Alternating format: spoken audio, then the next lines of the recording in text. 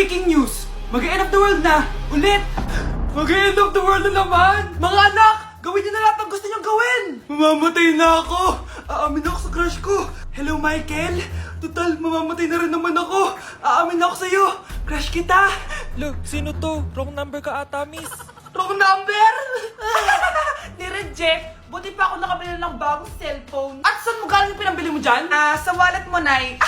Gagawin ko na lahat ng gusto ko. Ang iingay nyo! Nagre-review ako dito, oh! Lu, mag-end of the world na, nagre-review ka pa din? Hindi naman totoo yan! Gawa-gawa lang naman Illuminati yan! Bahala ka! Sasayaw na lang ako sa TikTok bago ako mamatay!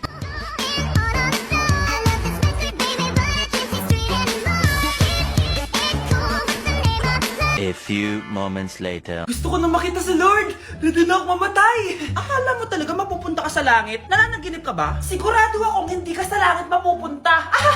See you! Mahal! Bago ako mamatay, may kailangan ka malaman! Ano? May kapit ka na naman? Hindi yun, mahal! Ano na naman? Magkapatid tayo! Breaking news! Mag-end of the world na mamaya! Mag-end of the world na! Mga anak! Sabihin niyo na sa akin lahat ng mga sikreto niyo! Nay, ako po yung nagnakaw ng 1,000 sa pera mo! Kaya pala wala na akong pera sa pitaka ko? Nay, may jowa ako! Oh, ano naman? 5 sila! Ha? Paano mo na kaya lahat yon? Nay, ang baba po ng mga grades ko ngayon. Huwag ka po sana magalit sa akin. Okay lang yun, anak. Ano ba grade mo? 95. Okay na yun? Ako nga 75, masaya na ako eh. Nay, hindi po ako straight. May boyfriend po ako. Matagal ko nang alam, anak. Tanggap kita. Thank you, Nay. A few moments later. Mari, mag-end of the world na pala.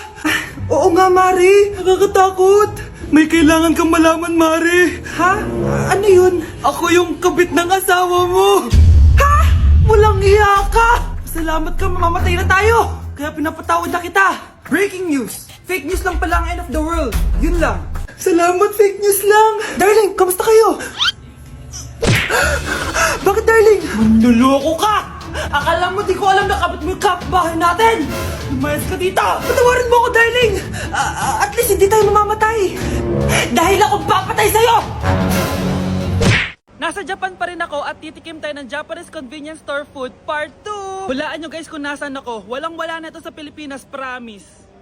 Hindi talaga pwedeng wala akong mabili tuwing pupunta ako dito sa Family Mart. Tignan nyo naman, parang lahat gusto mong itry, di ba? Guys, may nakita ako. Parang may ganito ako. Okay pa ba to? Parang panis na. Add to cart. Guys, mukhang masarap to, oh. Add to cart natin to. Guys, nakita ko kanina daming Japanese na kumakain nito. So, add to cart natin to. Guys, parang masarap din to, oh. Famichiki. Add to cart.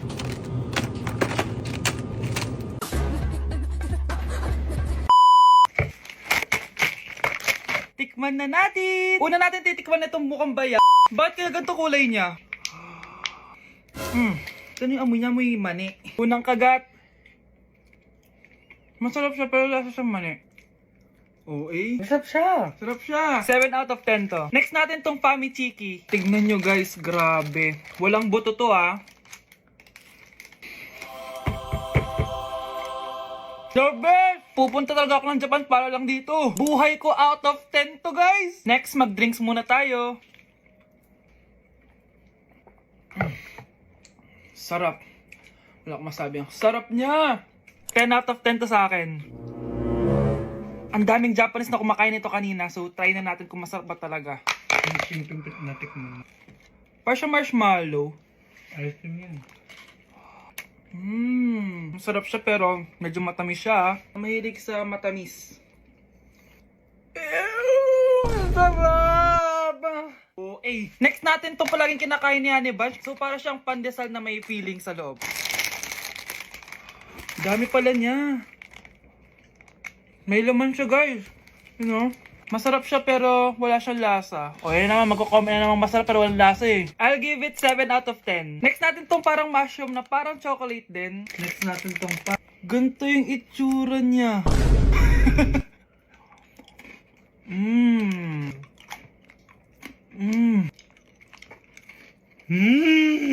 Okay talaga. Masarap to guys, 9 out of 10. Okay guys, last natin tong soy sauce flavored moisturized crackers. So lasa siyang toyo. Tikman na natin.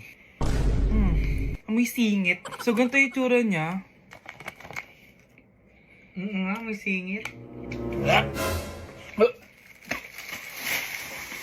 Wag nyo try guys. 1 out of 10 lang to. So yun lang naman guys, no? Kung gusto nyo ng part 3, mag-comment lang kayo dyan. And malapit na kami umuwi sa Pilipinas. Bye-bye!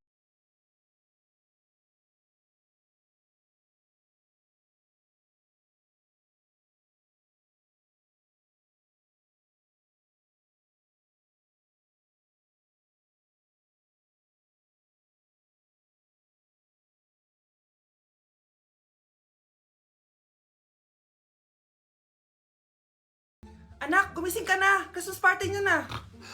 Christmas party na namin, Nay! Sana maganda yung regalong matatanggap ko mamaya. Kumain ka na dyan, anak, ha? Anong meron, Nay? Bakit ang dami pong pagkain? Siyempre, anak, malapit na magpasko. Tara, kain na tayo. Niluto ko lahat ng favorite mo. Talaga, Nay? Hay, sana palagi na lang Pasko. Ay, may nangangaraling ata. Wait lang, anak. Nangangaraling po ang seselage awetan na awit ang hando sa nga ng Pasko magmalaba joy joy. Merry Christmas po! Galing mo naman! O ito, 10 pesos. Ayan na! 10 pesos? Ang ganda ng boses ko tapos 10 pesos lang bibigay mo sa akin? Alis na nga ako, kuripot mo. Wow, demanding pa. A few moments later. Okay, class, mag-exchange gift na tayo. Wow, ang bango na ito. Thank you. OMG, bagong bag. Alam mo talaga yung gusto ko, ah. Thank you. Nasaan na exchange gift ko? Wala yung ka-exchange gift mo, be. Absent siya. Bawi ka na lang next year. Minsan na nga lang mag-Christmas. Absent pa siya. Okay lang yan, be. Huwag ka na umiyak. Paano na yung gift ko? Oo, anak. Ba't malungkot ka? Wala ako natanggap na regalo, Nay. Absent yung ka-exchange gift ko. O eto, para sa'yo, anak.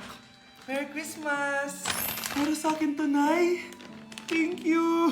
Kala ko wala na ako regalo ngayong Pasko. Siyempre naman, anak. Makakalimutan ba kita? Wow, ang sweet niyo naman, Mare. May fruit salad ba kayo? Pingi ako. Grabe na talaga panahon ngayon. Bakit po, Nay? Tingnan mo tong nakita ko. Bata, puro cellphone. Namatay! Fake news lang yan, Nay. Basta. Huwag ka man lang mag-cellphone. Akin na yan. Sige po, Nay. A few moments later. Anak, grabe talaga! Bata, patay! Dahil sa food poisoning! Anak, huwag ka muna kumain! Akin na yan! Sige po, Nay. Gutom na ako. Yung soft drinks na lang ako. Yung dati nating kapitbahay, anak! Namatay dahil sa soft drinks! Huwag kang iinom yan! Sige po, Nay. Magtutubig na lang ako. Anak! Anak! Tignan mo to! Bata, uminom na nakakalasong tubig! Namatay! Huwag kang iinom yan! Sige po, Nay. Matutulog na lang ako. Anak! Anak! Bakit po, Nay? Anak, ang dami na babangungot ngayon! Huwag kang matutulog, ha? A few moments later. Nay, nanghihina na po ako. Yan na nga ba yung sinasabi ko eh! Tingnan mo to nakita ko! Bata, nakalanghap ng nakakamatay na amoy! Patay!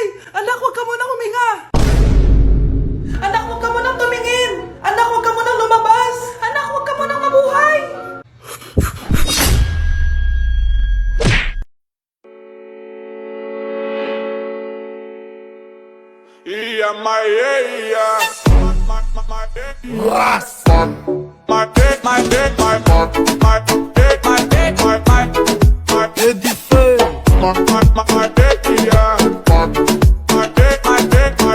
Ang bago nating top 1 ay si Samantha. Ang galing mo, Samantha. Naku, basic lang yan.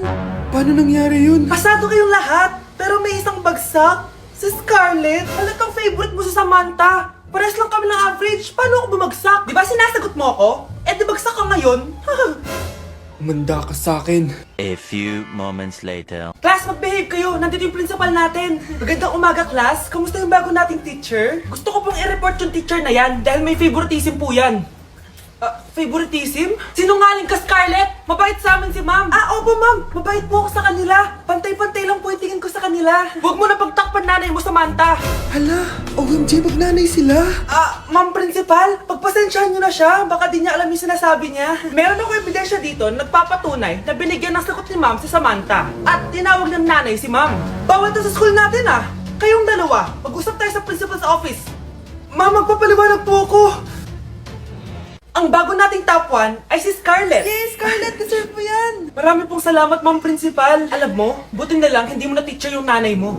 Anong sabi mo? Hindi mo ba alam na magkapatid kayo ni Samantha? Iisa lang kayo ng nanay. Ang makakasagot na to may plus point sa akin. What is 2 times 2? Ma'am ako, ma'am. Wala bang gustong sumagot? Ma'am, alam ko po yung sagot. 2 times 2. Ma'am. Okay, Samantha. 2 times 2 is 4. Very good. May plus 5 ka sa akin. Ang daya naman. Kanina pa ako nagtataas ng kamay. Ma'am, pwede pa po ba ako mag-take ng quiz? Absent kasi ako kahapon eh. Ay, hindi na. Absent pa more. Tatamad-tamad ka kasi mag-aral. Nagkasakit po kasi ako, ma'am. Oh, anong gagawin ko? Ma'am, pwede ba ako mag-quiz kahit absent din ako kahapon? Oo naman. O ito, magsimula ka na. Thank you po, ma'am. Bakit siya pwede mag-quiz, ma'am? Bakit? May problema ka ba? Oo, may problema ako. Favoritism ka. Palagi na lang sa Samantha yung binibigyan mo ng chance. May galit ka ba sa akin, ma'am? Sabihin mo. Hindi ako galit sa'yo. Pero sa nanay mo, oo. Wag na wag mong dadama yung anak ko sa problema mo sa akin. Nay, anong meron? Yang nanay mo, pabida. Dapat ako yung top 1 ng high school kami. Alam naman natin dalawa na deserve ko talaga maging top 1. Hindi kagaya mo, binabayaran yung school para tumaas ang grades. Totoo ba yun, Nay? Sinungaling ka! Mana ka naman para sa nanay mo, Samantha. Nga pala, alam na ng principal yung pagiging favoritism mo. Good luck na lang sa'yo, ha? Ma'am, parang wala po ata sa lesson natin yung number 5. Ay, wala ba? O sige, bonus na lang yan. Thank you, ma'am. Ma'am, wala po ata sa lesson natin yung number 5. Oh, anong gagawin ko? Puro ka kasi daldalan kaya di mo alam. No, favoritism si ma'am. May sinasabi ka? Ay, wala po. A few moments later. So, ganun lang siya kadali. Ma'am, pwede po ako pa-excuse? Sumasakit po yung puson ko eh. Sige, punta na lang sa clinic. May gamot doon. Sige po, ma'am. Nagets niyo ba, class? Ma'am, excuse po. Sumasakit po yung puson ko. Ang arte mo naman. Onting sakit lang. Excuse agad. Kapag di maganda, wag na mag-inarte. Kala mo naman ang ganda ni ma'am. Hello po, ma'am. Sorry po, absent ako kahapon. Nagkalagnat po kasi ako eh. Ganun ba? Sige, excuse na lang kita. Sige po, ma'am. Thank you po. Ma'am, excuse po. Nilagnat po kasi ako kahapon kaya di po ako nakapasok. Naku, tigilan mo ako ha! Walang isang araw na lagnat. Ang sabihin mo, tamad kang pumasok. Ikaw nga, palagi ka nga di pumapasok eh. Anong sabi mo? Totoo naman, ma'am. May favoritism ka. Susumbong kita sa principal. Maniniwala ba ang principal sa'yo? Wala ka namang ebidensya. Anak, mag-e-exam tayo mamaya ha. Dapat mas mataas grades mo kay Scarlett. Oo naman, Nay. Mas magaling naman ako sa kanya. Anak ni ma'am si Samantha. Eto yung mga sagot mamaya sa exam. I-perfect mo yan. Sige na, Nay. Baka may makakita pa sa atin.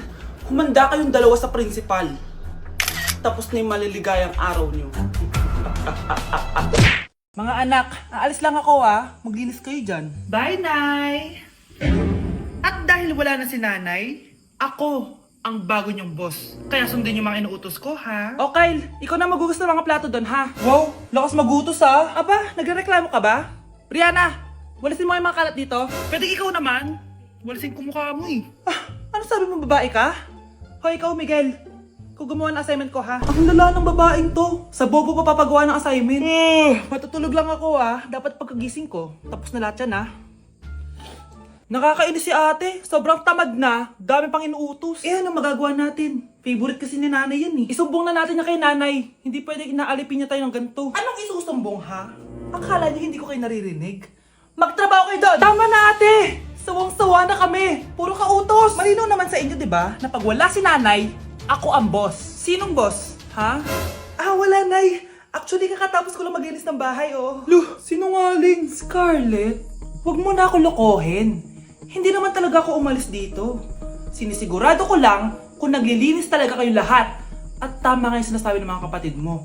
Na para kang boss umasta dito sa bahay. Anay. Mga anak, kayo na bahala sa ate nyo. Utusan nyo ng utusan yan. Ate, ikaw na magugas ng mga plato dun. Eto na. Pagkatapos mo dyan ate, maglaba ka ha? Oo, sige. Pagkatapos mo maglaba, gawin mo yung project ko ha? Sige boss. Lahat ng utos nyo gagawin ko. Guys, hindi ako totoo. AI lang ako. Hinahabol ako ng zombie ngayon. Chat, ano ba? Wala ka na ba magawa? Hi guys! Nandito ako sa space ngayon. Ayoko na dyan sa Earth. Marami kasi akong utang dyan. Alam mo bang AI ka?